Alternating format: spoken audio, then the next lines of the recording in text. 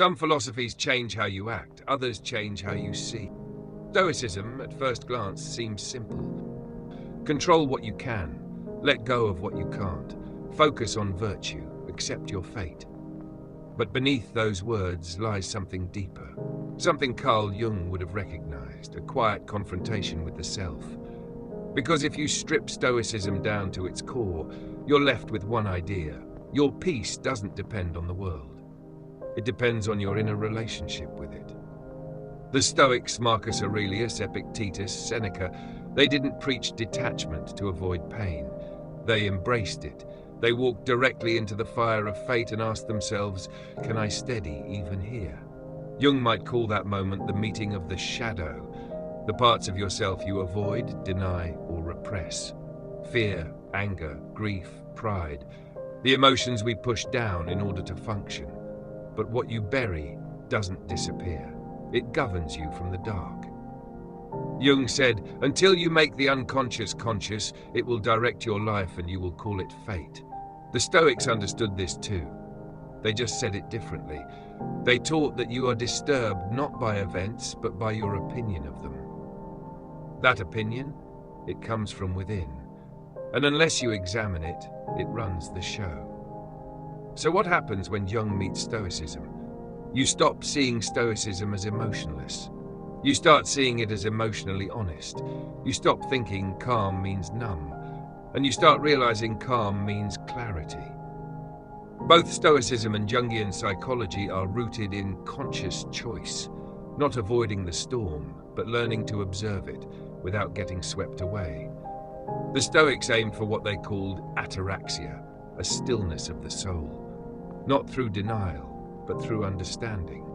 Jung called it individuation, becoming whole by integrating the many voices inside you, the child who felt abandoned, the protector who learned to control, the part of you that still fears vulnerability, and the one that longs for it.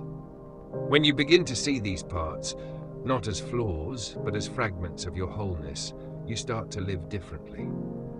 Stoicism says, live according to nature, which means live according to who you truly are, not what society expects, not what fear demands. Jung says, who you truly are lives in the unconscious until you're brave enough to meet it.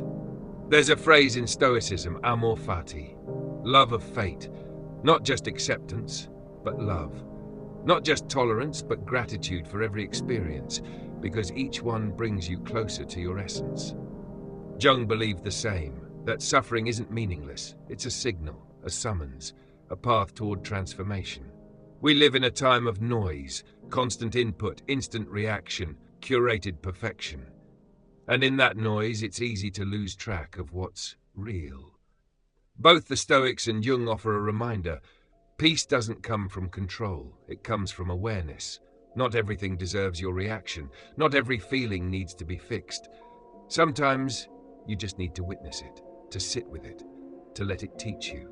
So if you're struggling, not with the world, but with yourself, take this as permission, not to push harder, but to slow down, to observe, to question, to meet the parts of you you've ignored.